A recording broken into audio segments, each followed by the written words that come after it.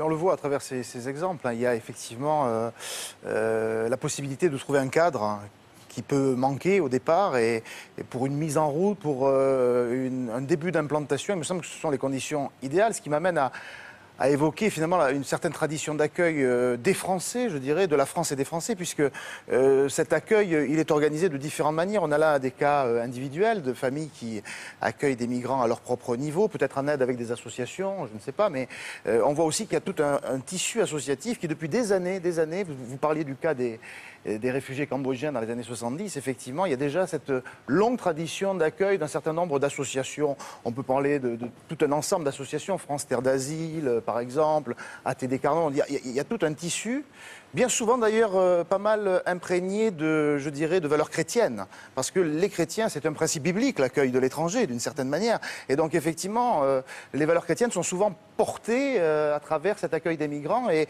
régulièrement, le monde chrétien en France, très imprégné dans le sens associatif, joue un rôle dans ce cadre-là.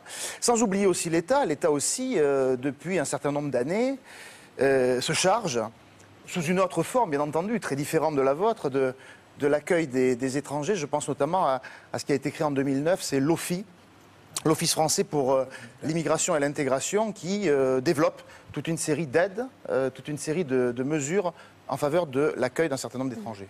Yvonne